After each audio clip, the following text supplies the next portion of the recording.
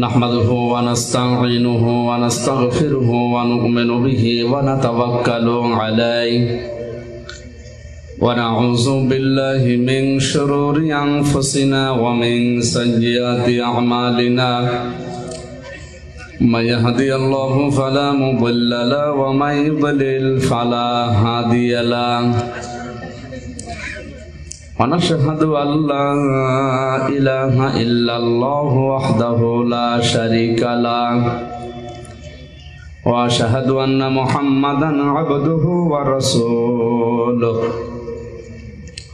الذي أرسله بالحق بشيرا ونذيرا وداعيا إلى الله بإذنه وسراجا منيرا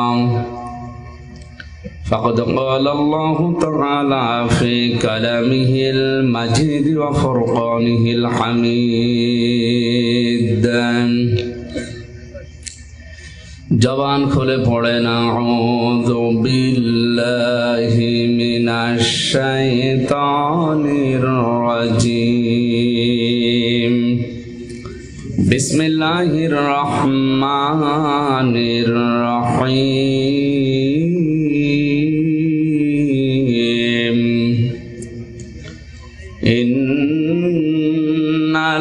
इन्नल्लाहा यअमुरु bill अदलि वल इहसानि व ईताइ दिल क़ुरबा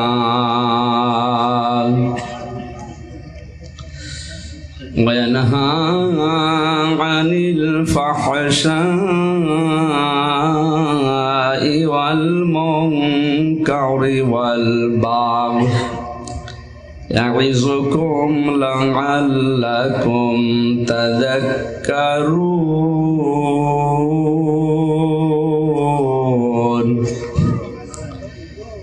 सदक़ता या रब्बना।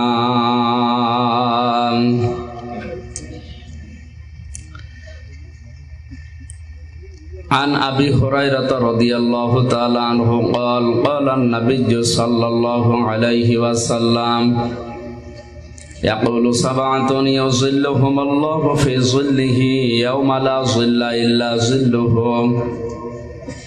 الإمام العادل والشاب نشأ في عبادة الله ورجل قلبه معلق في المساجد ورجلان تحبا في الله اجتمعا على ذلك وتفرقا عليه ورجل دعته امرأة ذات منصب وجمال فقال إني أخاف الله إلى آخر الحديث رواه ابن ماجه.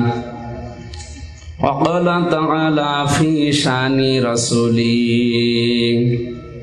وما زادهم إلا إيمانا وتسليما. اللهم صل على سيدنا مولانا محمد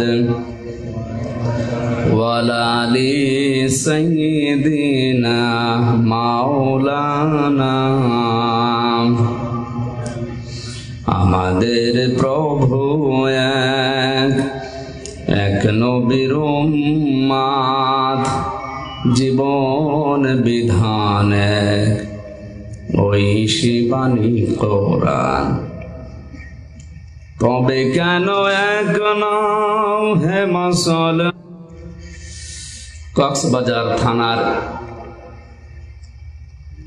কক্সবাজার জেলার ঈদগাহ থানার অন্তর্গত ঘনাপাড়া ও দক্ষিণ মাইজপাড়ার যৌথ উদ্যোগে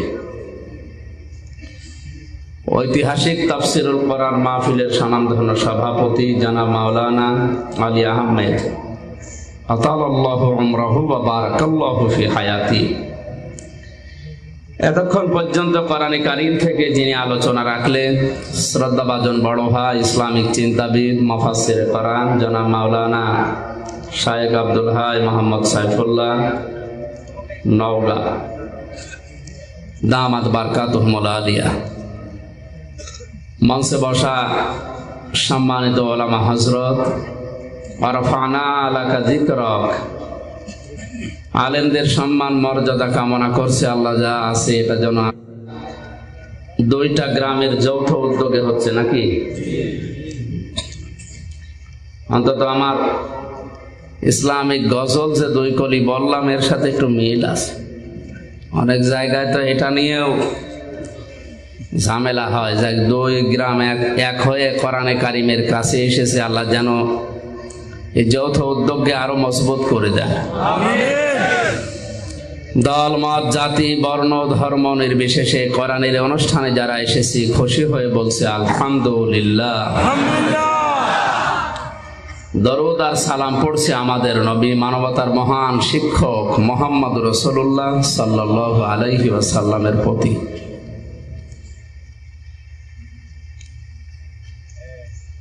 কোরআনে কারীম থেকে একটা মাত্র আয়াত আমরা পড়েছি, সূরা নাহলের 90 নম্বর আয়াত।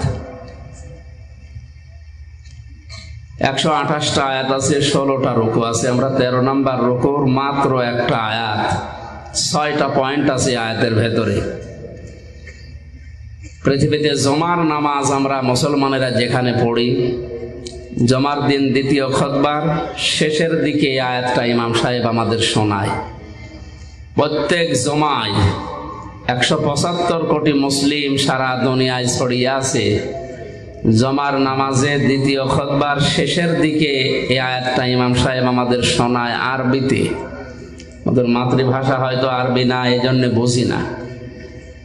আমরা আজকে মাতৃভাষায় শোনায়, প্রথমে তা শুদ্ধ তেলাওয়াত করবে, মাতৃভাষায় অর্থ করবে, ঐতিহাসিক প্রেক্ষাপট তাদের সামনে বলবে। 4 নম্বরে ব্যাখ্যা বিশ্লেষণ যতটুকু আছে তার সমর্থে সে করবে। 5 নম্বরে ওখান থেকে মূল শিক্ষা নিয়ে যৌথভাবে সবাইকে উদ্যোগ নিয়ে এটা মানার চেষ্টা চালানো লাগবে। এই মাহফিলটার আয়োজন হয়তো ওই কারণেই এনারা করেছেন নাকি। আমরা কোরআন যারা শুনতে এসেছি আর যারা বলতে আসলাম তাদের কিছু দায়িত্ব আল্লাহ দিয়েছেন। আল্লাহ রাব্বুল আলামিন বলেন, ওয়ানজালনা ইলাইকা যিকরা লিতুবাজ্জিনা লিন-নাসি মা নুযিলা ইলাইহিম ওয়া লাআল্লাহুম ইয়াতাফাক্কারুন। প্রমাণ দিয়ে আপনি উপস্থাপন করবেন। যারা শুনতে আসবে তাদেরও দায়িত্ব দিলাম, ওয়া লাআল্লাহুম ইয়াতাফাক্কারুন। ওই মানুষগুলো বাড়িতে যেয়ে যেন চিন্তা ভাবনা করে যে আসলে কি শুনলাম আর কি করা দরকার। তাহলে আমার দায়িত্ব সূরা নাহলের 90 নম্বর আয়াতের সঠিক ব্যাখ্যা বিশ্লেষণ সুন্দরভাবে উপস্থাপন করা, আর আপনাদের দায়িত্ব হচ্ছে এই কথাগুলো নিয়ে চিন্তা ভাবনা করে প্র্যাকটিক্যাল। এ শব্দটা পৃথিবীর কোনো বইয়ের আগে লেখা সম্ভব না, শুধু কোরআন বাদ দিয়ে। এই জন্য এই কোরআন উপস্থাপন করার কিছু ধরন আল্লাহ শিখিয়েছেন। যেভাবে সেভাবে যেখান থেকে যা তা বললেই কোরআনে কারিমের হক আদায় হবে না। কিভাবে আপনি কোরআন উপস্থাপন করবেন মানুষের সামনে? 1,500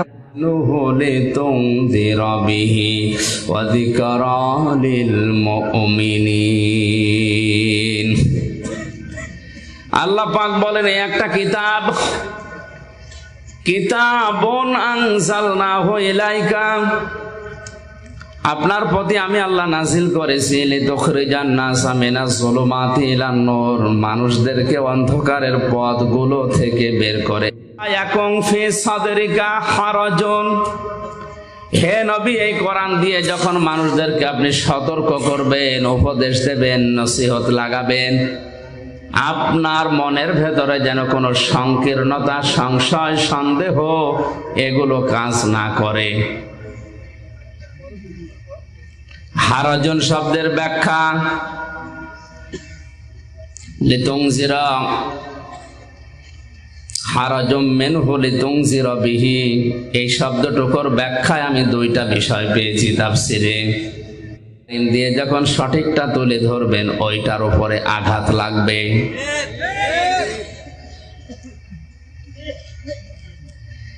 আঘাত লাগার কারণে সেই মানুষগুলো বিরোধিতা করবে।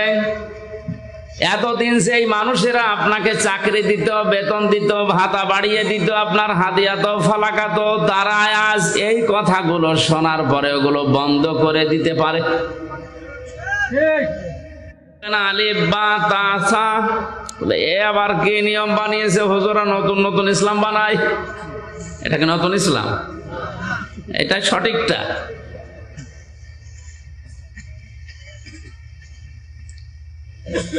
দ্বিতীয় নম্বরে আপনি যে ব্যাখ্যা, বিশ্লেষণ, তাফসীর উপস্থাপন করবেন, পরবর্তী আয়াতে আল্লাহ পাক বলেন ইত্তাবিউ মা উনজিলা ইলাইকুম মির রাব্বিকুম ওয়া লা তাত্তাবিউ মিন দুনিহি আউলিয়া ক্বালিলাম মা তাযাক্কারুন। তোমরা বলেন বলেন এতটুকু আল্লাহ শেষ করেননি। ওয়ালা তাত্তাবিউ, অনুসরণ করা যাবে না, ইত্তেবা করা যাবে না, মেনে চলা যাবে না, দেখে দেখে চলা যাবে না।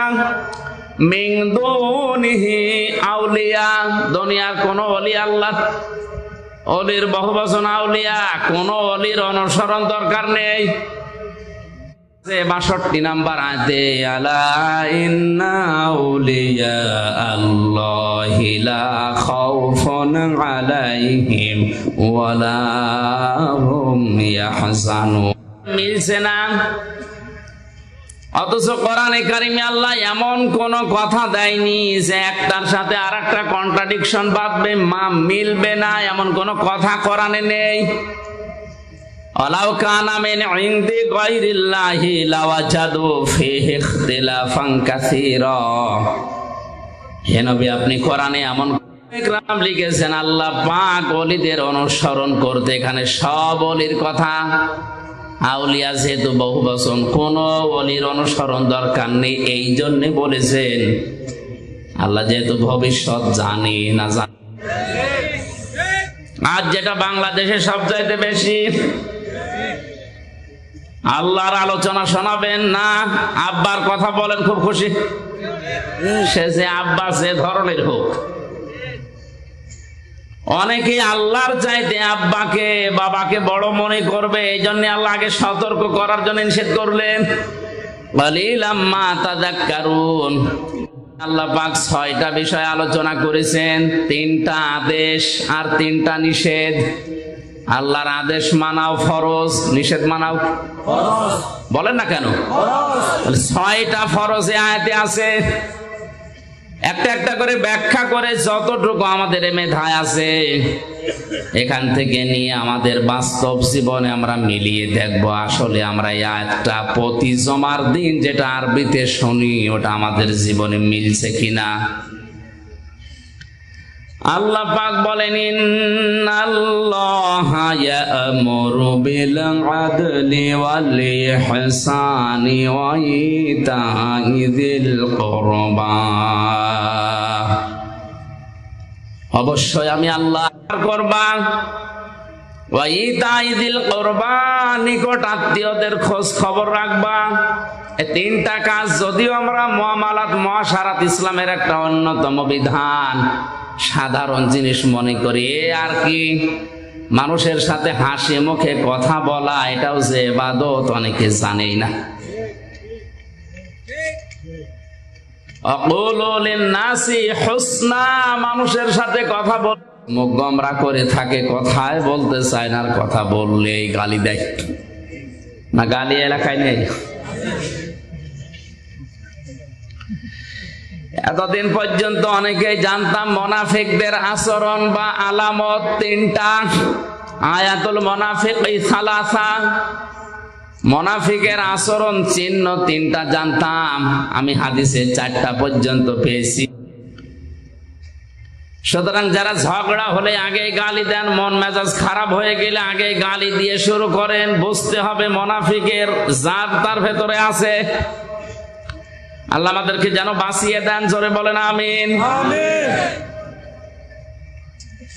তিনটা আদেশ করার পরে আল্লাহ পাক বলেন তিনটা নিষেধ আমি তোমাদেরকে করলাম। ওয়ায়ানহা আনিল ফাহশাই ওয়াল মুনকারি ওয়াল বাগ। এক নম্বরে তোমাদের নিষেধ করা হচ্ছে তোমরা ফাহিশা কাজ করবে না।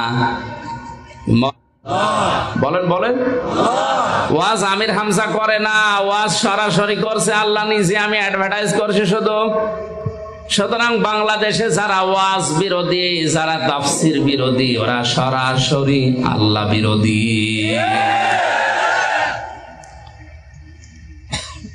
কক্সবাজারে হয়তো এরকম মানুষ খুব কম, এগুলো কুষ্টিয়াতে বেশি।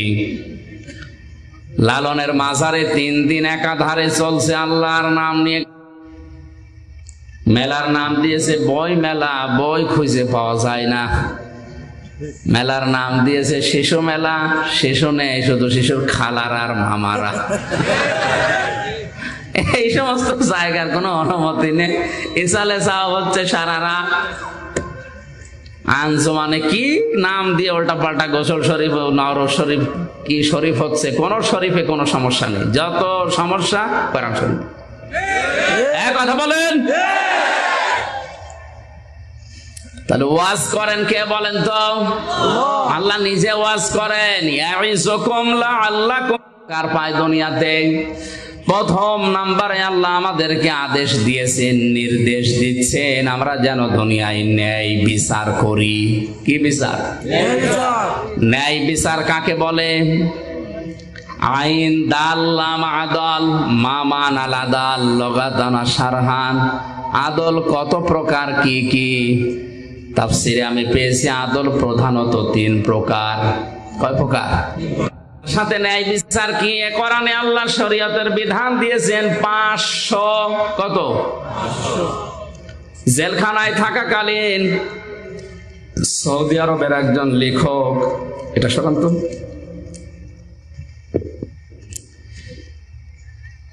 ওনার আরবিতে লেখা, বাংলায় ভাষান্তর করা জনাব নূর হোসেন মজিদ নামে এক ভদ্রলোক করেছে বাংলায়। ওখানে আল্লাহর অঙ্গীকার আল কোরআনে 500। আমি বইটা প্রায় 8-9 বার এই 3 বছরে পড়েছি, আমার প্রায় মুখস্থ হয়ে গেছে। আমি দেখেছি ওখানে আল্লাহর 500 আয়াত আছে কোরআনের শরীয়তের বিধান, যেটা আল্লাহ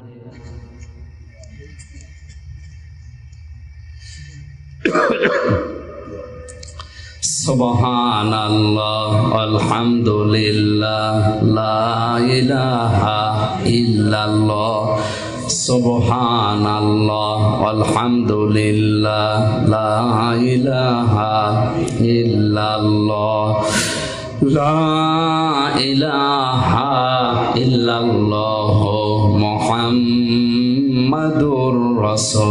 40 থেকে 63 এই 23টা বছরে তিনি যা করেছিলেন ওইটা আপনার প্র্যাকটিক্যাল লাইফে মেনে নেওয়ার নাম নেই বিচার। হ্যাঁ, এখন অনেকে বলতে পারে আমি কিন্তু প্রথম 1 থেকে 40 পর্যন্ত মানি। কোরআন হাদিসে 1 থেকে 40 পর্যন্ত আপনি যদি নবীজিকে না, আজ বাংলাদেশ সহ বিশ্বে 2 রকম ইসলাম পালন করার পেছনে কারণ এই 2টা। নবুয়তের আগে 23 বছর, নবুয়তের পরে 23 বছর। লাকাদ কানা লাকুম মাল আখিরা ওয়া যাকারাল্লাহা কাসীরা। জোরে বলেন আল্লাহু আকবার। আলেম যারা আছেন তাদেরকে একটু খেয়াল করার জন্য বলছি। আল্লাহ গ্যারান্টি দিয়ে আয়াত শুরু করেছেন, লাকাদ কানা লাকুম ফি রাসূলিল্লাহি, অবশ্যই তোমাদের জীবনের জন্য সর্বোত্তম আদর্শ লুকিয়ে রেখেছি আমি রাসূলুল্লাহর জীবন। এর আগে হয়তো মানুষ তাকে সাদিক বলে ডাকতো, আল আমিন বলে ডাকতো, কিন্তু রাসূলুল্লাহকে বলতো না। তিনি রাসূলুল্লাহ হয়েছিলেন, নবুয়ত পেয়েছিলেন, নবী হয়েছিলেন কত বছর বয়সে? বলেন বলেন। তাহলে 1 থেকে 40। ছেলের নাম যদি হয় আব্দুর রহমান, তাহলে বলে আবু আব্দুর রহমান, আব্দুর রহমানের পিতা। যতগুলো সাহাবীর নাম আপনি দেখবেন অধিকাংশ বাবার নামের সাথে জুড়ে দেওয়া। তো নবীজির এই জীবনে তিনি 17 বছর থেকে সংগঠন আরম্ভ করেছিলেন হিলফুল ফজল দিয়ে, শান্তির সঙ্গ। এখান থেকে 40, এই 23 বছরে তিনি সামাজিক রাজনৈতিক ভাবে বিভিন্ন কর্মকাণ্ড তিনি আঞ্জাম দিয়েছিলেন পরিবারে আর সমাজে। একটা শত্রু পুরা আরব জাহানে তার ইবনে আব্দুল্লাহ নেই, এখন হয়ে গেছেন তিনি রাসূলুল্লাহ। আগের 23 বছরে একটা শত্রু যার নেই, পরের 23 বছরে 82 বার তাকে ডাইরেক্ট হত্যা করার জন্য ইহুদিরা চেষ্টা চালিয়েছে। মানুষ তো একই আছে, আগেও যা ছিল পরেও তাই, শুধু নাম পাল্টিয়ে হয়েছে মোহাম্মদ ইবনে আব্দুল্লাহর জায়গায় রাসূলুল্লাহ। 82 বার টার্গেট করা হয়, অন্তত আপনাকে 8 বাদ দিয়ে যদি 2 থাকে 2 বার টার্গেট হবে। এখানে উল্টা বসে আমরাও তো নবীওয়ালা কাজ করি, আমার তো কিছু হয় না। না, ওটা আপনার নবীওয়ালা কাজ না, ওটা মোহাম্মদ ইবনে আব্দুল্লাহর কাজ। নবীওয়ালা কাজ আরম্ভ হয়েছে নবী হওয়ার পরে। কত বছর বয়সে বলেন বলেন? ইনসানা ফি আহসানি তাকওয়িম, পৃথিবীতে যত সৃষ্টি আমি বানিয়েছি সবচাইতে উত্তম এবং সুন্দরভাবে বানিয়েছি আমি মানুষকে। মানুষ আল্লাহর সবচাইতে সর্বোত্তম সৃষ্টি, সবচাইতে দামি সৃষ্টি। ওয়ালাকাদ কাররামনা বানি আদম, বনি আদমকে আমি সম্মান দিয়েছি। পৃথিবীতে নেই ছোট্ট ঠুনকো মামলা নিয়ে 3 বছর থাকা লাগতো না। ক্ষমতা যার, বলেন বলেন, রায়তার ক্ষমতা যার, রায়তার। এইটা ছিল মিশরের বাদশা আজিজ মেসরের জামানায়। হযরতে ইউসুফ নবীকে বাজার থেকে কিনে তার স্ত্রীর খেয়াল করেন। আল্লাহ রাব্বুল আলামিন বলেন, আকালাল্লাযী ইশতারাহু মিন মিসর লিমারাতিহি আকরিমি মাসাওয়াহু আসা ইয়ানফা'না আও নাত্তাখিযাহু ওয়ালাদা। এর সার কথা হচ্ছে, এই মহিলা তার স্বামীকে বলেছে, এই ছোট্ট সন্তানটাকে হয় আমরা নিজের সন্তান হিসেবে। 1 নম্বরে বলেছে আমাদের এটা গোলাম, বাড়ি থেকে চুরি করে পালিয়ে যায়, এই জন্য আমরা বিক্রি করে দিচ্ছি। 2 নম্বরে বলেছিল এই গোলামের চরিত্র ভালো না। 3 নম্বরে বলেছিল এই গোলাম আমাদের অনেক কিছু চুরি করে পালাচ্ছিল। ইউসুফ নবীর চরিত্রের বিরুদ্ধে যে 3টা কথা তার ভাইরা বলেছিল, একটাও সত্য। অথচ হযরতে ইউসুফ ওই সময় আমাদের বিরুদ্ধে যে কথাগুলো বলা হয়, শুধু শোনা ছাড়া প্রতিবাদ করার কোনো জায়গাও আমাদের নেই।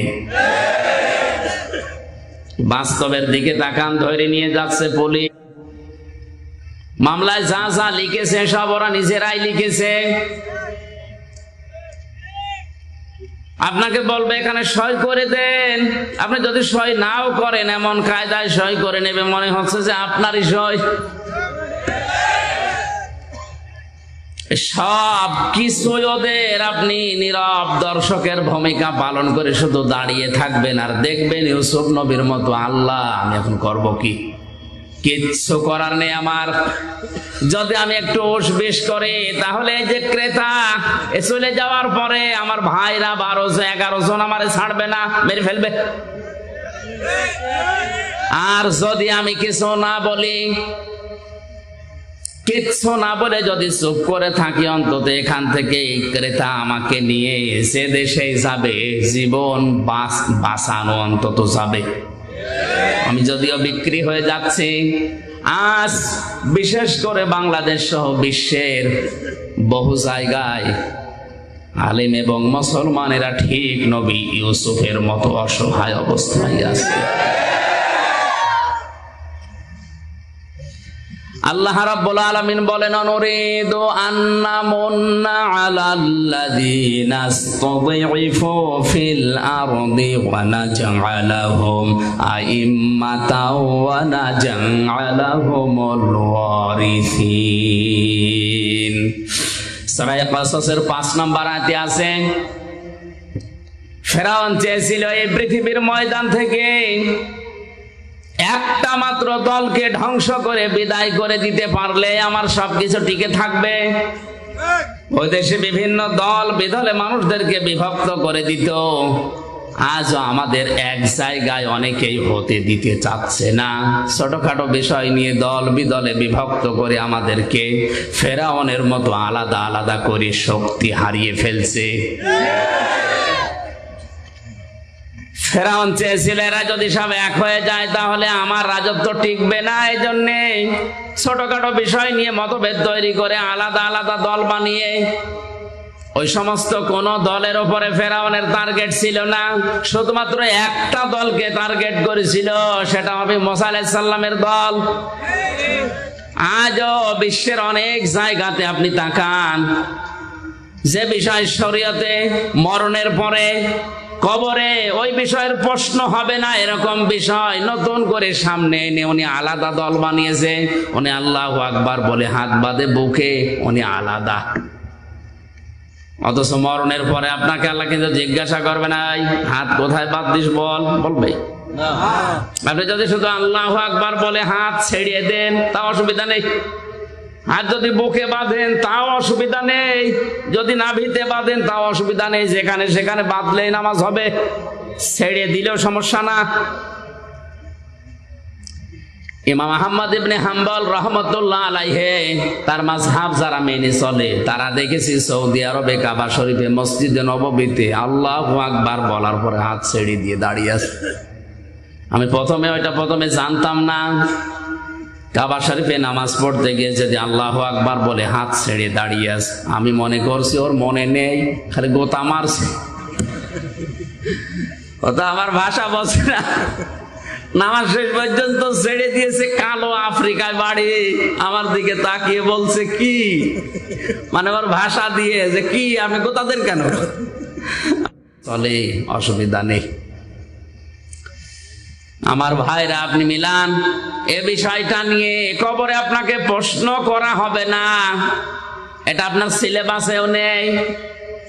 সিলেবাসে যে 5টা বিষয় আছে আমি সামনে আসব, ওর ভেতরে এইটা অন্তত নেই। অথচ আমিন জোরে বলবেন না আস্তে বলবেন, এই নিয়ে একদল আলাদা হয়ে মসজিদ পর্যন্ত আলাদা বানিয়েছে।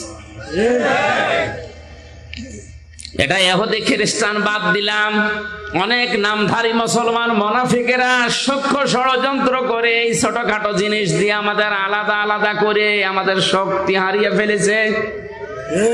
ওয়াতিউল্লাহ ওয়া রাসূলাহু ওয়া লা তানাসাউ ফাতাফশালু ওয়া তাযহাবা রিহুকুম ওয়াসবিরু ইন্নাল্লাহা মা'আস সাবিরিন।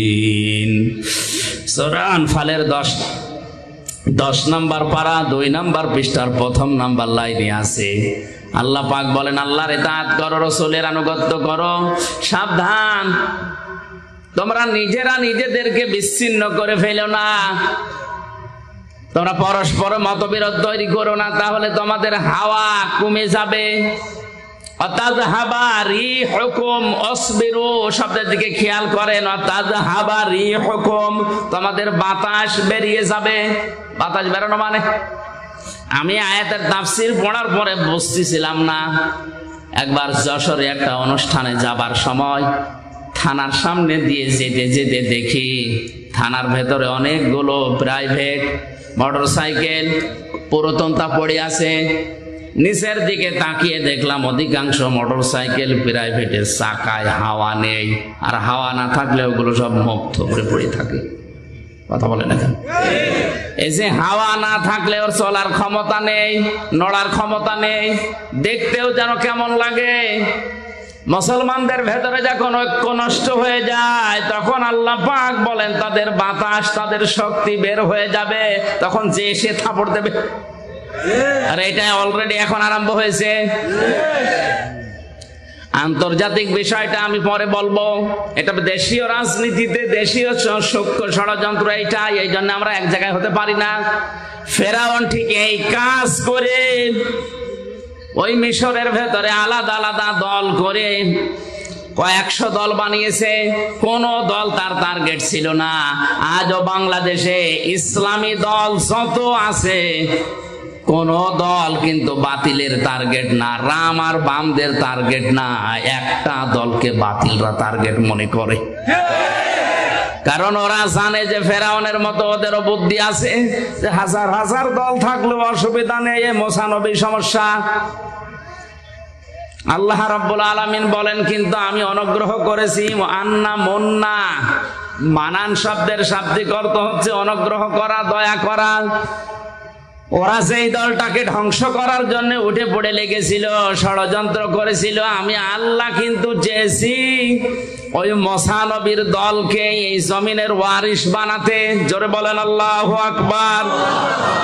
আজও তাম দুনিয়ায় যারা হকপন্থী সঠিক দলকে বুঝে ফেলেছে, ইমাম ইবনে তাইমিয়া বলেন তোমরা যদি হক দলকে চিনতে না পারো তাহলে বাতিলের দিকে তোমরা তাকাও, তারা কোন দলকে টার্গেট করে।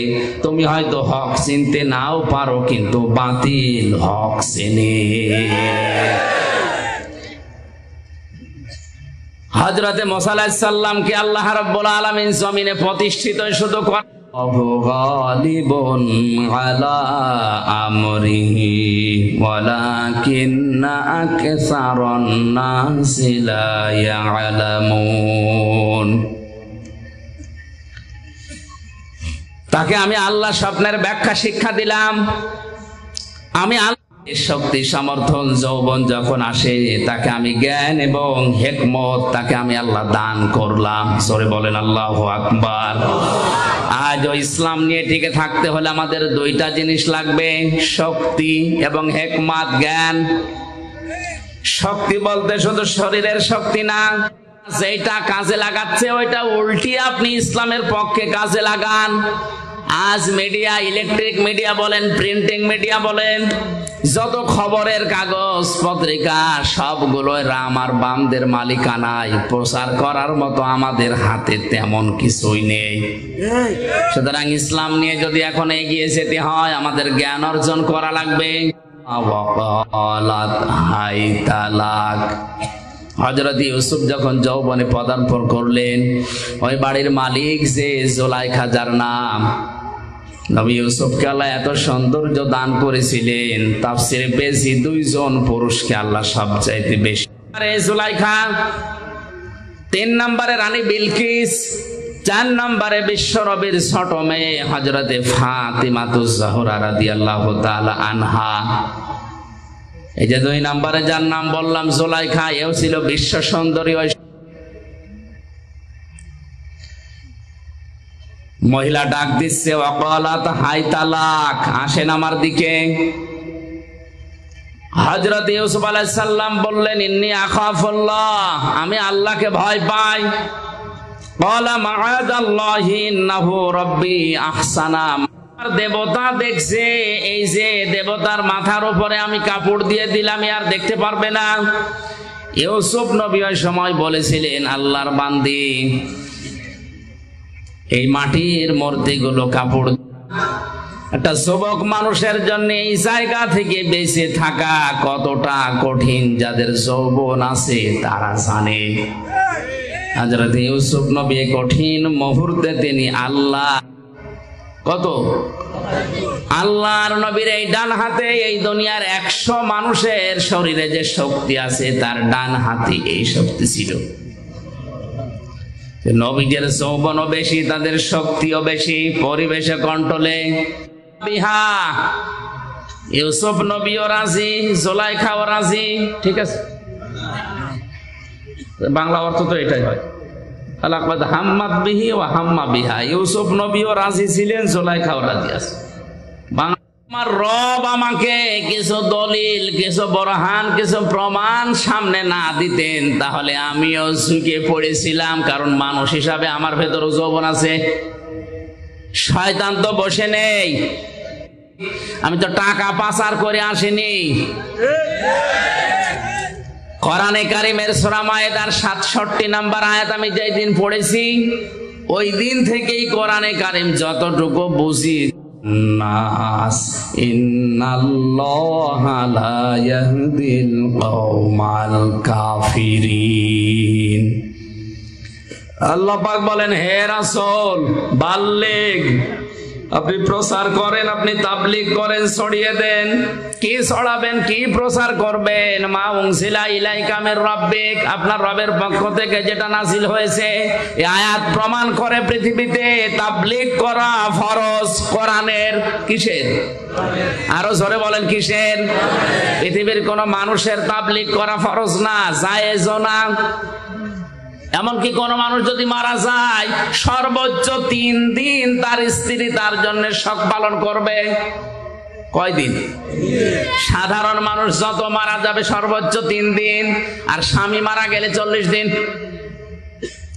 4 মাস 10 দিন পরে সে অন্য জায়গায় বিয়ে করে আগেরটা ভুলে, একেবারে ভুলে যে নতুন করে সংসার করবে, কোনো অসুবিধা নেই। বলেন তো, দুনিয়ায় শুধু স্বামী ছাড়া পৃথিবীর মা বাবা মারা গেলেও না সর্বোচ্চ 3 দিন, এরপরে কোনো শোক নেই। অথচ বছরে বছরে আমরা শোক পালন করে করে একেবারে কিয়ামত পর্যন্ত মনে হচ্ছে পালন করবো। আপনি কোন ইসলাম পালন করছেন? এই জন্য আমাদের তাবলীগ যদি হয়, প্রচার যদি হয়, শুধুমাত্র প্রচার হবে, তাবলীগ হবে কোরআনের। তাছাড়া দুনিয়ার কারো প্রচার করা, প্রসার করা, প্রশংসা করা জায়েজ নেই। কিসের প্রশংসা করা দরকার আপনার? ওয়াইল্লাম তাফআল ফামা বাল্লাগতা রিসালাতা, হে নবী, আপনার উপর যে কোরআন আমি দিলাম, এটা যদি প্রচার না করেন, তাবলীগ না করেন, আপনি যেন রিসালাতের দায়িত্বই পালন করেননি। আল্লাহ এতটুকু বলেই কিন্তু শেষ করেননি। আল্লাহ জানে যে ঝামেলা সামনে আছে, এই জন্য বলেন আল্লাহু ইয়াসিমুকা মিনান নাস। ইয়াসিমু এটা মজারে, বর্তমান, ভবিষ্যৎ, প্রেজেন্ট, ফিউচার। আমি জানি যে আপনার উপরে বিপদ আসবে তাবলীগ করতে গেলে কোরআনের। আমি যেটা নাযিল করেছি এর তাবলীগের, প্রচারের, প্রসার যদি আপনি করতে চান, ঝামেলায় পড়বেন, বিপদ আসবে। আমি আল্লাহ গ্যারান্টি দিলাম, আপনাকে আমি আল্লাহ নিজে বাঁচাবো।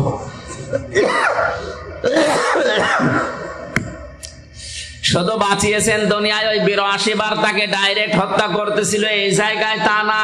মরণের পরে ইহুদিরা তার লাশ চুরি করতে চেয়েছে, আল্লাহ তাও বাঁচিয়েছেন। কথা বলেন ঠিক কিনা? আল্লাহ ইয়াসিম যেহেতু মজারে দিয়েছেন বর্তমান এবং ভবিষ্যৎ, ভবিষ্যৎ বলতে কিয়ামত পর্যন্ত কোরআন থাকবে। সুতরাং কিয়ামত পর্যন্ত কোরআনের সঠিক তাবলীগ যদি কেউ করে, ও যত বড় বিপদেই পড়ুক না কেন, আল্লাহ পাক বলেন, যার জীবন যৌবন আমার পছন্দ হয়, যার প্র্যাকটিক্যাল লাইফ আমার কাছে ভালো লাগে, ওকে সাধারণ ভাবে মরণ দেয় না, ওদেরকে আমি আল্লাহ শাহাদাতের মরণ দিয়ে ধন্য করি। এই লোকটা যদি এখন মারা যায়, ঈমান নিয়েও যদি মরে, কবরে দিয়ে দেবেন, কবরে উনি ঘুমিয়ে পড়বে, এতটুকুই শেষ। আর কিন্তু আল্লাহ এটা চাইনি। আল্লাহ তার জীবন যৌবনকে, তার কর্মজীবন, প্র্যাকটিক্যাল লাইফ এটা পছন্দ করেছে, এই জন্য সাধারণ ভাবে মরণ না দিয়ে শাহাদাতের মরণ দিয়ে ধন্য করেছে। আমরা মনে করছি কই মরে গেল, না, মরে যায়নি। ওয়ালা তাহসাবান্নাল্লাযীনা কুতিলু, শহীদ হয়, মারা যায়, হত্যা হয়, তাদেরকে আপনি মনে করেন যে ওরা মরে গেল না, বরং ওরা জীবিত, এবং আমি আল্লাহ নিজে ওদেরকে খাবার খাওয়াই।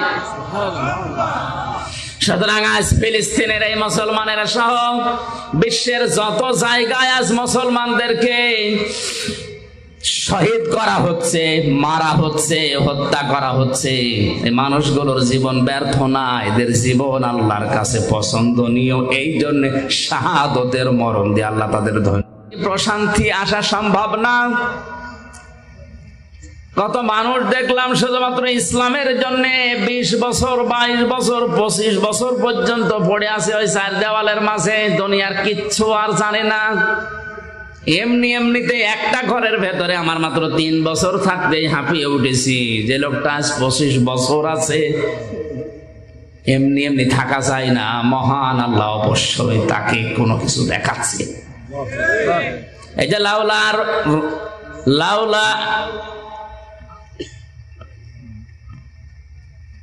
কোরআন শরীফ কি ভুল নাকি এই জায়গায়? লাউলা আর রা বুরহানা রব্বি, যদি তার রব তাকে কিছু দলিল আর প্রমাণ না দেখাতেন তাহলে তিনিও কিন্তু যৌবনের তাড়নায় ঢুকে পড়েছিলেন। কি দেখিয়েছেন? তাফসিরে 3টা কথা আছে। 1 নম্বরে হযরতে ইয়াকুব আলাইহিস সালামকে আল্লাহ ওই ঘরের ভেতরে হাজির করে দিলেন। মনে হচ্ছে ইয়াকুব নবী তার ছেলেকে ডাক দিয়ে বলছে, বাবা ইউসুফ, তুমি কিন্তু জিনা করতে পারো না। 2 নম্বরে হযরতে জিবরাইল ফেরেশতা একটা কাগজ নিয়ে এসেছে। কাগজের উপরে লেখা ছিল, আমি আল্লাহ বলছি ইউসুফ তুমি কিন্তু জিনা করতে পারো না। এই সমস্ত নিদর্শনগুলো যখন তিনি দেখলেন, তিনি তখন বললেন, ক্বালা মাআযাল্লাহ, আমি আল্লাহর সাহায্য চাই। কার? বলেন এতটুকুই বলেননি তিনি, ইন্নাহু রাব্বি, নিশ্চয় আমার রব, আহসানা মাসওয়ায়া, আমাকে উত্তম ভাবে লালন পালন করছে। এখানে রব বলতে 2টা অর্থ আমি পেয়েছি। হযরত ইউসুফ একদিকে হয়তো আমার আল্লাহকে বুঝিয়েছিলেন, 2 নম্বর মিশরের বাদশা আজিজে মিশরকে বুঝিয়েছিলেন। ইউসুফ নবী জুলাইখাকে ডাক দিয়ে বলেছে, জুলাইখা, তোমার যে স্বামী, আমার যে অভিভাবক, গার্ডিয়ান, গাইডলাইন যিনি দেন, আমাকে লালন পালন যিনি বাড়িতে রেখে করেন, তিনিও এক অর্থে আমার রব। যেহেতু তার বাড়িতে আমি আসি, আজ অনেক দিন ধরে লালন পালন করছে, খাবার খাওয়াচ্ছে, থাকতে দিয়েছে, আমি তার বাড়িতে থেকে তার আমানতের খেয়ানত করতে পারি না। ইন্নাহু লা ইফলিহুজ জালিমুন, এটা যদি আমি করি তাহলে জালেম হব, আর জালেমরা কোনোদিন সফল হচ্ছে না, হবে না। ইউসুফ নবী ইন্নাহু লা ইফলিহুজ জালিম বলতে পারতেন, যে আমি জালেম, আমি সফল হব না। তিনি জালিমুন বহুবচন দিয়েছেন। ইউফলিহু এটা মোজারে, কেন মোজারে দেওয়ার পরে বহুবচন দিয়েছেন? তিনি তো একা ছিলেন ঘরের ভেতরে। মুফাসসিরিন ইকরাম তাফসিরে কাবীরের ভেতরে আল্লামা ফখরউদ্দিন রাজি লিখেছেন, হযরত ইউসুফ নবী আলাইহিস সালাম যে কথাটা বলেছিলেন আল্লাহর এত বেশি পছন্দ হয়েছিল, ওই সময় কিয়ামত পর্যন্ত যারা নফসের উপরে, পরিবারের উপরে, সমাজের উপরে, দেশের উপরে, মানুষের উপরে জুলুম করবে, এই জালেমদেরকে আল্লাহ দৃষ্টান্ত হিসাবে আয়াত কোরআনে নাযিল করে দিয়েছেন। জালেমদেরকে আল্লাহ জানাতে চেয়েছেন, জালেমরা তোমরা যা করো না কেন, তোমরা কিন্তু সফল হতে পারছো না, পারবা না। এই জন্য জালেম দুনিয়ায় যারা আছেন তারা থামেন। আজ অনেকেই তার ব্যক্তির উপরে জুলুম করছে, নিজের যৌবনকে যৌবনের তাড়নায় পড়ে ধ্বংস করে ফেলছে। মোবাইল, কম্পিউটার, ইন্টারনেটের মাধ্যমে নিজের যৌবনকে আজ যারা ধ্বংস করে ফেলছে, এটা নিজের নফসের উপরে, শরীরের উপরে জুলুম। এই কথা বলে না কেন? পরিবারের মা বাবা আপনাকে হোস্টেলে থাকতে দিয়েছে, পুরুষ হোস্টেল, মহিলা হোস্টেল, যাই বলেন, কত কষ্ট করে মা বাবা টাকা পয়সা গুলো আপনার জন্য পাঠায়। আপনি ওইটা নিয়ে ওয়াইফাই লাইন নিয়েছেন, ইন্টারনেট নিয়ে লেখাপড়া বাদ দিয়ে সারাদিন উলঙ্গ নাচ দেখতেছেন, এটা নফসের উপরে জুলুম। এই জালেম যদি কেউ হয়ে যায়, সে সফল হতে জীবনেও পারবে না। আল্লাহ রাব্বুল আলামিন বলেন, কাযালিকা লিনাসরিফা আনহুস সাওয়া ওয়াল ফাহশা ইন্নাহু মিন ইবাদিনাল মুখলাসিন। এইভাবে করে আমি আল্লাহ তার থেকে এই ফাহশা কাজগুলো সরিয়ে নিয়েছিলাম। আমার মুখলেস বান্দাদেরকে আমি এভাবেই সাহায্য করব কিয়ামত পর্যন্ত। আস্তাবাকাল বাবা ওয়া কদ্দাত কমিসাহু মিন দুবুরি ওয়াল ফায়া সাজ্জিদাহা আলাল বাব ক্বালাত মা জাযাউ মান আরাদা বিআহলিকা সুআন ইল্লা আইয়ুসজানা ওয়া আযাবুন আলীম। জ্ঞানী মানুষ যারা একটু খেয়াল করেন, আল্লাহ রাব্বুল আলামিন বলেন, হযরত ইউসুফ আলাইহিস সালাম যখনই বলেছে আমি আল্লাহর সাহায্য চাই, ওই নিদর্শনগুলো দেখার পর জিবরাইলকে বললাম কানের কাছে মুখ লাগিয়ে বলো যে সামনে যাও, যা করা লাগে আল্লাহর কুদরত করবে। হযরত ইউসুফ নবী আলাইহিস সালাম শুধু সামনের দিকে গিয়েছেন, তখনও পর্যন্ত জুলাইখা মনে মনে ভাবছিল দরজা 7টায় বন্ধ, ও সামনে যাবে বের হতে পারবে না। কিন্তু ইউসুফ নবীর মনের ধারণা যে আমি পারবো না। জিবরাইল আমার কানের কাছে মুখ নিয়ে যা বলেছে এটা তো জুলাইখা শোনেনিও, জানেও না। দেখি আমি সামনে যাই, আল্লাহর কুদরত আমি দেখতে অবশ্যই পাবো। সামনে গেলেন, দরজার কাছে যাওয়া পর্যন্ত দরজা খোলে নাই। এটা তাফসিরে কাবিরের ভেতরে আছে, খাজেনে তাফসিরে খাজেনে মুফাসসির লিখেছেন দরজার কাছে গিয়ে দাঁড়িয়ে আছে, তখনও পর্যন্ত দরজা খোলে নাই। ইউসুফ নবী চিন্তা করছিলেন ওই সময় কি আল্লাহর ওয়াদাও কি মিথ্যা হয়ে গেল? কই আমার জিবরাইল যে কানের কাছে মুখ নিয়ে বলে গেল যে সামনে যান, আমি তো এসেছি প্রায় দরজার কাছে, আর ও মহিলা তো এবার দৌড় দেবে।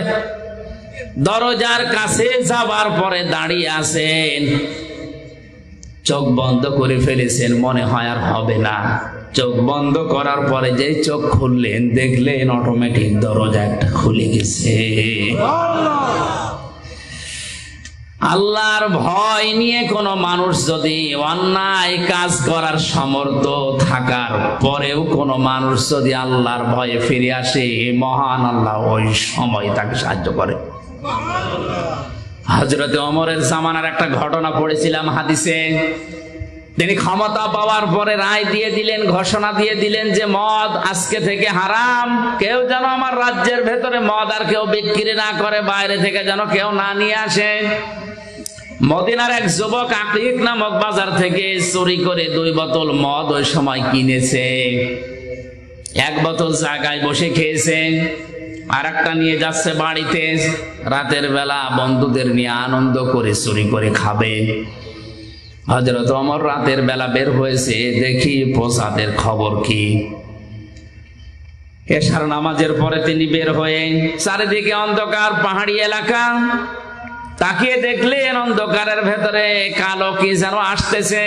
কাছে যত যায় তত স্পষ্ট হয়। কাছে গিয়ে দেখলেন একটা মানুষ, ডাক দিয়ে বললেন, এই বেটা রাতের বেলা এভাবে কি করো? লোকটা হযরতে ওমরের কণ্ঠ শোনার পরে তার মাতলামি ভালো হয়ে গেছে। কারণ হযরত ওমর যে রাস্তা দিয়ে যেত, শয়তান পর্যন্ত রাস্তায় আসতে ভয় পেত। লোকটা ছিল মাতাল। হযরত ওমরের কণ্ঠ যাই শুনেছে, এই বেটা রাতের বেলা কি করো? মাতলামি গেছে ভালো হয়ে, ডাক দিয়ে বলে, খলিফা আমার বোনের বাড়ি যাচ্ছি। বোনের বাড়ি যাবে, হাতে কি? এই যে চাদর মোড়া দিয়া, এর নিচে মোটা মোটা লাগে কি এটা? এ ফুলি আছে। ও মনের অশান্তি মুখ দিয়ে বের হয়ে গেছে, এটা দুধের বোতল মা দিয়েছে, বোনের বাড়িতে নিয়ে যাচ্ছি। হযরত ওমর সঙ্গে সঙ্গে বললেন, দেখি তোর দুধের বোতল দেখা কেমন। লোকটা চিন্তা করছে, মিথ্যা কথা তো বলেই ফেলেছি, 1 বোতল খেয়েছিলাম, আর 1 বোতল নিয়ে যাচ্ছিলাম। এই কঠিন মুহূর্তে যদি চাদরটা তুলে বোতলটা হাতে দেই, দেওয়ার সঙ্গে সঙ্গে মিথ্যা বলার অপরাধ আমরা মেরে ফেলবে। এখনো পর্যন্ত বিশ্বাস হয়নি আমার চাদরের নিচে কি আছে, ও তো জানে মদ। ওই সময় আল্লাহকে ডাক দিয়ে বলেছে মনে মনে, রব্বুল আলামিন আজকের এই কঠিন অবস্থায় তুমি যদি ওমরের হাত থেকে আমারে বাঁচিয়ে দিতে পারো, তোমার নামে শপথ করে বলছি জীবনে আর কোনোদিন আমি মদ খাবো না। হযরত ওমর হাত বাড়িয়েছে, লোকটাও চাদর খুলে দিচ্ছে। ওর তো মনে মনে আছে যে এটা মদেরই বোতল। চাদর ওসা করে যখন ওনার হাতে দিয়েছে, হযরত ওমর হাতে নিয়ে দেখলেন গরম দুধ। ডাক দিয়ে বলে, আল্লাহর বান্দা এই নাও, চলে যাও। লোকটাকে যখন বলে এই নাও চলে যাও, ও আর যায় না, জায়গায় দাঁড়িয়ে আছে। হযরত ওমর জিজ্ঞাসা করে, কি যাও না কেন? লোকটা বোতল ফেলে দিয়ে বলে, খলিফাতুল মুসলিমিন, আমি কিন্তু সত্যি মদ খেয়েছিলাম, আর এক বোতল নিয়ে যাচ্ছিলাম বন্ধুদের নিয়ে খাবো। আপনি যখন চাইলে মদের বোতলকে দুধের বোতলে পরিণত করে দিয়ে আপনার হাত থেকে বাঁচিয়ে দিতে পারে, সত্যি আল্লাহর নামে আমি যেটা কসম করেছিলাম ওটা ঠিক রাখবো, জীবনে আর কোনোদিন আমি আর মদ খাবো না। এজন্য মন থেকে ভয় করে যদি কোনো মানুষ সঠিক সিদ্ধান্ত নিয়ে ফিরে আসতে পারে অন্যায় কাজ থেকে, ওই সময় থেকে আল্লাহ পেছন দিক থেকে জামা টেনে ধরেছিলেন। হযরত ইউসুফ নবীর শরীরে শক্তি ছিল না? বলেন বলেন, কয়জনের নাম বললাম? 27 জন যুবকের শরীরের শক্তি ছিল কমপক্ষে এক একজন নবীদের শরীরের ভেতরে। একটা মহিলা টান দিয়েছে পেছন দিক থেকে, তিনি এমন জোরে হ্যাঁচকা টান দিয়ে সামনের দিকে ছিঁড়ে গেছে, তারপরও ধরতে পারে নাই।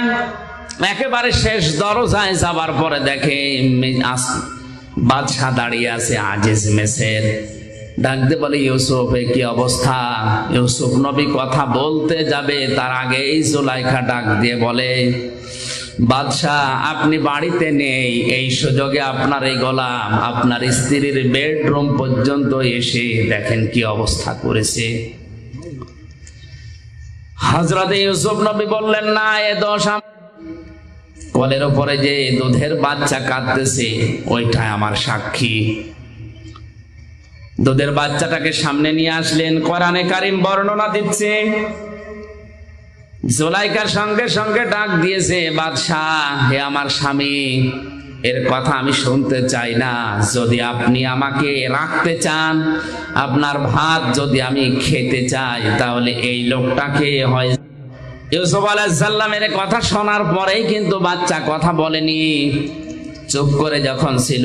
বাদশা ইউসুফ নবীর দিকে চোখ মোটা করেও তাকিয়েছিল। আল্লাহ রাব্বুল আলামিন নবীজির এই কঠিন মুহূর্তে যৌবনের এত বড় তাড়নায় যিনি পরীক্ষা দিয়ে পাশ করেছেন, তাকে ফেলে দেবেন না, এই কারণে এই বাচ্চার মুখ দিয়ে আল্লাহ কথা। কিন্তু ক্ষমতা যেন কার হাতে? কি শোনেন আপনারা? বাদশার হাতে। জোরে বলেন, কার হাতে? হাতে নাতে প্রমাণ, ক্ষমতা যেন কার হাতে? বাদশাহ রায় দিতে চাচ্ছিলেন ইউসুফ নবীর পক্ষে, কিন্তু যেই বলেছে বাদশাহ আমি কিন্তু আপনার ভাত খাবো না, এই কথা শোনার পরে গেছে উল্টিয়ে। হযরত ইউসুফ নবী আলাইহিস সালামের বিরুদ্ধে বাদশা রায় দিয়ে দিল, আমি বাড়িতে না থাকার সুযোগে আমার স্ত্রীর বেডরুম পর্যন্ত গিয়ে তাকে নষ্ট করার পায়তারা করেছে, এই জন্য ইউসুফকে আমি 10 বছর জেল দিয়ে দিলাম। কয় বছর? হযরত ইউসুফ আলাইহিস সালামকে 10 বছর জেলের ঘোষণা দেওয়ার সঙ্গে সঙ্গে তার শরীরের যে সাধারণ পোশাক ছিল ওইটা খুলে ফেলা হলো। জেলখানার কয়েদিদের পোশাক তাকে পরানো হচ্ছে, জেলখানার কয়েদিদের যে ডান্ডা বেড়ি তারে দেওয়া হচ্ছে, মাজায় শিকল দিয়ে জেলখানার কয়েদিদের যে টুপি তার মাথায় দিয়ে টানতে টানতে নিয়ে যাচ্ছে। হযরত ইউসুফ নবী আলাইহিস সালাম ওই সময় আকাশের ক্ষমতা যার রায় তার, ক্ষমতা যার রায় তার, এ কারণে আমারে 10 বছর জেল দিয়ে দিল। আমার কোনো দুঃখ নেই, এদের এই অবৈধ কাজে সাড়া দেওয়ার চাইতে জেলখানার জীবন আমার কাছে উত্তম। জোরে বলেন আল্লাহু আকবার।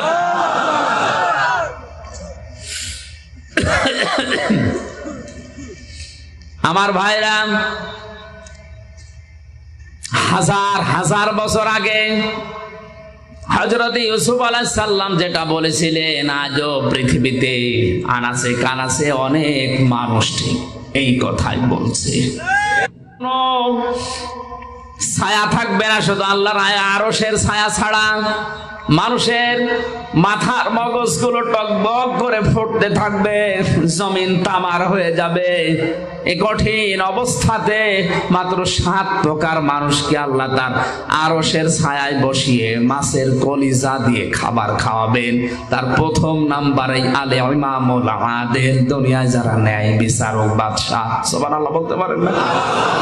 আজ দুনিয়ায় ন্যায় বিচারক বাদশাহ কম না বেশি? নেই। এজন্য বিচারপতি যারা আছেন, হাজার হাজার মামলা পড়ে আছে বিনা কারণে। আপনি কত জায়গায় মাসের পরে মাস ঘুরতে যাচ্ছেন, অথচ এই লোকটা জেলের ভেতরে পয়সা মরতেছে। আপনি একটু পানির সুযোগ করলেই কিন্তু লোকটার জামিন হয়ে যায়, যদি একটু ন্যায় বিচারের নিয়তে আসেন। বলে যে না, এই চেয়ারটা পেতে আমার 40 লক্ষ টাকা খরচ হয়েছে, 5টা মামলায় আমি এই টাকা তুলবো। জোরে বলেন সুবহানাল্লাহ। এই কারণে তো এত মামলা পড়ে আছে, মামলার জটই কাটে না। অথচ যত বিচারক, যত বিচারপতি, জজ, ম্যাজিস্ট্রেট, যদি বিচার সত্যি সত্যি ন্যায় বিচার আমাদের দেশে চালু হয়, এত বিচার থাকার কথা। হযরত ওমর 2 বছর তিনি প্রধান বিচারপতির দায়িত্বে ছিলেন। খলিফাতুল মুসলিমিন হযরতে আবু বকরের শেষ জামানার দিকে তিনি বললেন, খলিফা আমারে আর প্রধান বিচারপতি বানানোর দরকার নেই, এই দায়িত্ব আমি ছেড়ে দিলাম, এই বিভাগটা বন্ধ করে দেন। বিনা কারণে আপনি আমারে বেতন দিয়েছেন এই 2 বছর, একটা মামলাও কেউ আমার দরবারে করে নাই। এই 2 বছরের ভেতরে আদালতে একটা মামলাও আমার কাছে কেউ করে নাই। কোন কারণে আপনি আমারে প্রধান বিচারপতি বানিয়ে রেখেছেন? হযরতে আবু বকর ডাক দিয়ে বলেন, খলিফা আমার 2টা বছরের ভেতরে তোমার কাছে একটা বিচারও আসে নাই, কেন তুমি কি বলতে পারো? হযরত ওমর বলেছিলেন, খলিফা যেই দেশ চলে কোরআন দিয়ে, যেই দেশের মানুষগুলো একে অন্যের কল্যাণ কামনা করে, এই দেশে বিচার দেওয়ার জন্য কে আসবে? সুতরাং হযরতে ওমরের জামানায় খলিফাতুল মুসলিমিন হযরতে আবু বকরের এই 2 বছরে তিনি যেটা দেখিয়েছেন, আজও বাংলাদেশে বিচার ব্যবস্থাতে মামলার জট যদি করাতে হয়, কোরআনের আইন সংসদে কায়েম করা লাগবে। এটা রাজনীতি না আসল নীতি? এই নীতির পক্ষে আছেন কারা দেখি? লিল্লাহি তাকবীর।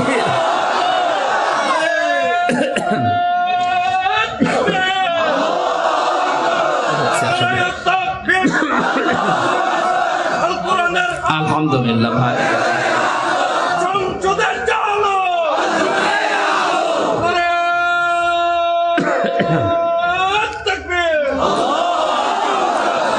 এই জন্য ন্যায় বিচার এটা প্রতিষ্ঠিত যদি হয়, সবাই আমরা বাঁচতে পারবো। সম্মানিত ভাইরা, এক একটা পয়েন্টের ভেতরে হাজার হাজার কথা লুকিয়ে আছে। আমার শরীরের যে অবস্থা, যা গলার যে অবস্থা, কথা একটু জোরে বললেই কাশি হচ্ছে। আর একটা অনুষ্ঠান ছিল মাগরিবের পরে, ওইটা করতে গিয়ে আরো ঝামেলায় পড়ে গেছি। 3 বছর একাধারে কি খেয়েছি আমি জানি আর আল্লাহ জানে। কারণ এমন অবস্থায় আমাদেরকে রেখেছিল, আপনারা অনেকে শুনেছেন, ফাঁসির কন্ডেম সেলের ভেতরে খাবার দাবারের যে অবস্থা, ভেতরের কল কবজা আর সেরকম নেই, খালে উপরে খোসা পড়ে আছে। এটা স্বাভাবিক হতে কিছুদিন সময় লাগবে, আস্তে আস্তে সুস্থ হয়, সামনে আবার আসবো ইনশাল্লাহ, কথা বলবো নাকি? যে গরু দিয়ে মানুষ চাষ করে খাবে, গরু যদি মরে যায় তো কি চাষ করবেন? আমি অন্তত বেঁচে থাকি নাকি মরে যাবো?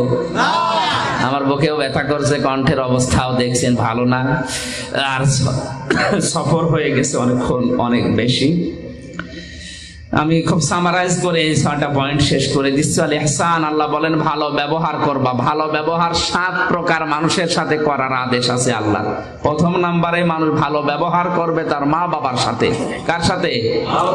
2 নাম্বারে তার স্ত্রীর সাথে, 3 নাম্বারে তার সন্তানাদের সাথে, 4 নাম্বারে তার পরিবারস্থ লোকদের সাথে, এরপরে আছে প্রতিবেশীর সাথে, এরপরে আরেকটু দূরে, এরপরে জনগণের সাথে, এরপরে পৃথিবীর সাথে। 3 নম্বরে আল্লাহ বলেন ইতাইদিল কুরবা, নিকট আত্মীয় স্বজনের খোঁজ খবর রাখবা। দুনিয়া আপনি যাদেরই খবর রাখেন, সবচেয়ে বেশি খোঁজ রাখা লাগবে রক্তের সম্পর্ক যাদের সাথে আছে তাদের। অথচ আজ এই কাজটা, এই নির্দেশটা আমরা অনেকেই আমাদের সামাজিক জীবনে মানতে পারছি না। ধর্ম বোন পাতিয়েছে, প্রতি বছরে 5 বার করে যায়। নিজের আপন বোন রক্তের সম্পর্ক বছরেও একবার যায় না, এমন মানুষ দুনিয়ায় নেই। আল্লাহ বলেন আমি নিষেধ করলাম কোন অশ্লীল কাজে জড়াবে না। প্রকাশ্য পাপের চাইতে গোপন পাপ আল্লাহর কাছে ঘৃণিত। সুতরাং মোবাইল দিয়ে, কম্পিউটার দিয়ে, ইন্টারনেটের মাধ্যমে আজ যারা গোপন পাপে লিপ্ত হয়েছেন, আল্লাহর নির্দেশ এখান থেকে সরে আসেন। সাইফুল্লাহ ভাই, আল্লাযীনা আত্তাখাযু দীনাহুম লাহওয়া ওয়া লাইবা আয়াতের ব্যাখ্যা করে সময় পাননি। আপনারা সূরা আরাফের 151-52 নাম্বার আয়াতগুলো একটু দেখে নেবেন। এরপরে মনকার অন্যায় কোন কাজে আমরা জড়াবো না। দুধে পানি দেওয়া এটা ভালো কাজ না অন্যায় কাজ? এরকম যত রকমের ধোঁকাবাজি আছে ব্যবসা বাণিজ্যে, এগুলো থেকে বিরত থাকা লাগবে। আল বাগী, আল্লাহর সীমা লঙ্ঘন করা যাবে না। যে যে সীমানা আছে ওখানে গিয়ে থেমে যাওয়া লাগবে। আল্লাহ বলেন এই ওয়াজগুলো আমি আল্লাহ করলাম, যদি মেনে নাও তোমাদের উপকার হবে। আল্লাহ আমাদেরকে এই 6টা ওয়াজ বাস্তব জীবনে মেনে চলার তৌফিক দিন। আমিন। বারাকাল্লাহু লানা ওয়া লাকুম ফিল কুরআনিল আযীম। আল্লাহুম্মা আমিন।